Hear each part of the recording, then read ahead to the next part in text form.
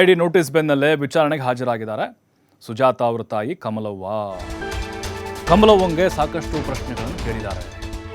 ಸುಜಾತ ಹೆಂಗೆ ನಿಮ್ಮ ಮಗಳು, ಏನವ್ರದ್ದು ಕತೆ ಕಟ್ಟಿದ್ರಾ, ನಾಟಕ ಮಾಡಿದ್ರಾ, ಅಥವಾ ನಿಜವಾಗ್ಲೂ ಪೊಲೀಸರು ನಿಮ್ಮ ಮಗಳದು ಬಟ್ಟೆ ಬಿಚ್ಚಿದ್ರಾ ಅಂತ ಸಹಜವಾಗಿ ಕೇಳಿರ್ತಾರೆ ಈ ಪ್ರಶ್ನೆಗಳನ್ನು.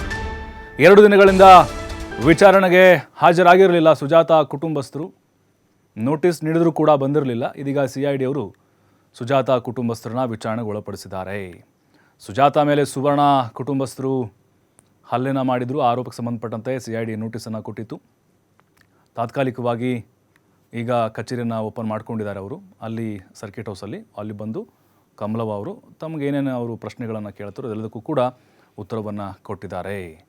ಅವರು ನೋಟಿಸ್ಗೆ ಕ್ಯಾರೆ ಅಂತಿರಲಿಲ್ಲ, ಮುಂದೆ ಗೊತ್ತಿತ್ತು ಅರೆಸ್ಟ್ ಮಾಡ್ತಾರೆ ಅಂಥೇಳಿ, ಅವ್ರಿಗೂ ಕೂಡ ಭಯ ಇತ್ತು. ಹಾಗಾಗಿನೇ ಬಂದರು. ಈಗ ಸುವರ್ಣ ಕಲ್ಲಕುಂಟ್ಲ ಆಕೆಯನ್ನು ಕೂಡ ವಿಚಾರಣೆಗೆ ಒಳಪಡಿಸಿದ್ದಾರೆ. ಸುಜಾತ ಹಂಡಿ ಆಲ್ರೆಡಿ ಜೈಲಲ್ಲಿದ್ದಾರೆ ಅವರು.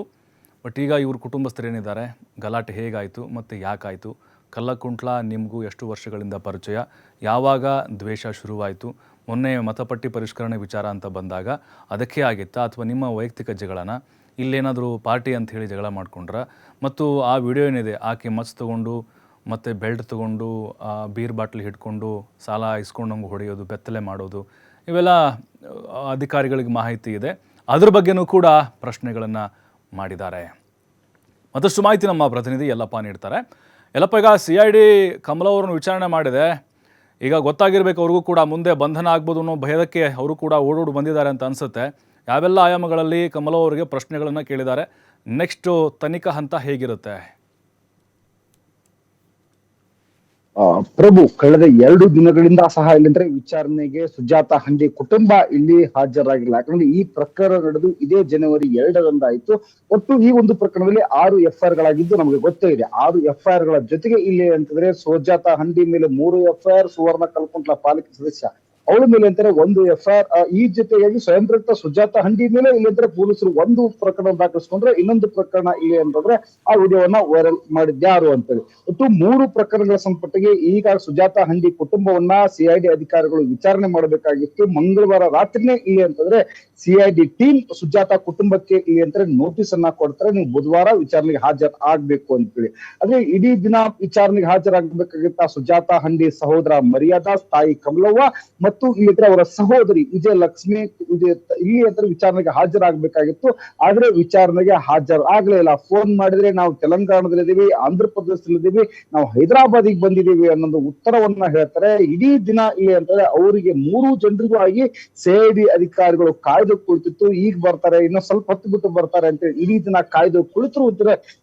ಕಾಯ್ದು ಸುಸ್ತಾದ್ರೆ ವಿನಃ ಇಲ್ಲಿದ್ರೆ ಇಡೀ ದಿನ ಕಾಯ್ದ್ರು ಆ ಕುಟುಂಬ CID ಅಧಿಕಾರಿಗಳ ಎದುರು ಹಾಜರಾಗ್ಲಿಲ್ಲ. ಕಳೆದ ಸೋಮವಾರ ಯಾವಾಗ CID ವಿಚಾರಣೆ ಆರಂಭವಾಯಿತು, ಶನಿವಾರನೇ ಇಲ್ಲಿದ್ರೆ ಹುಬ್ಬಳ್ಳಿಗೆ ಎಂಟ್ರಿ ಕೊಟ್ಟಿದ್ದ ಟೀಮ್ ಇಲ್ಲಿ ಅಂದ್ರೆ ಶನಿವಾರ ರವಿವಾರ 2 ದಿನ ಮಹತ್ವದ ದಾಖಲೆಗಳನ್ನ 6 FIR ಸಂಪತ್ತಿಗೆ ಕಡತಗಳನ್ನ ಸಂಗ್ರಹಿಸಿ ಸೋಮವಾರ ಇವರಿಗೆ 3 ಜನರಿಗೆ ಬೆಳಿಗ್ಗೆ ನೋಟಿಸ್ ಕೊಟ್ಟು ಪ್ರಾರಂಭಿಕ ಹಂತದಲ್ಲಿ ವಿಚಾರಣೆ ಮಾಡ್ತು. ಅವರಿಗೆ ಒಂದು ಮಾತನ್ನು ಹೇಳಿತು, ನೀವು ಇನ್ನೂ ಇಲ್ಲಿ ಅಂತ ವಿಚಾರಣೆ ಅಂತ್ಯಗೊಂಡಿಲ್ಲ, ವಿಚಾರಣೆಗೆ ನೀವು ಸಂಪೂರ್ಣವಾಗಿ ಸಹಕರಿಸಬೇಕು, ನೀವೇನಾದ್ರೂ ಸಹಕರಿಸದೆ ಹೋದ್ರೆ ನಮಗೆ ಇಲ್ಲಿ ಅಂತ ತನಿಖೆಗೆ ತೊಡಕಾಗುತ್ತೆ ಅಂತ ಅವತ್ತೇ ಹೇಳಿತ್ತು. ಆದ್ರೆ ಅವರು 3 ಜನ ವಿಚಾರಣೆ ಮಾಡಿದಾಗ ನೀವು ಯಾವಾಗ ನೋಟಿಸ್ ಕೊಟ್ಟರು ಬರ್ಲೇಬೇಕು ಅಂತ ಹೇಳಿತ್ತು. ಆದ್ರೆ 3 ಜನ ಬುಧವಾರ ಇಲ್ಲಿ ಅಂತಂದ್ರೆ CID ಅಧಿಕಾರಿಗಳನ್ನೇ ಒಂದು ತಲೆ ಕೆಡಿಸುವಂತಹ ಕೆಲಸವನ್ನ ಮಾಡಿದ್ರು, ತನಿಖೆಗೆ ಹಾಜರಾಗ್ಲಿಲ್ಲ.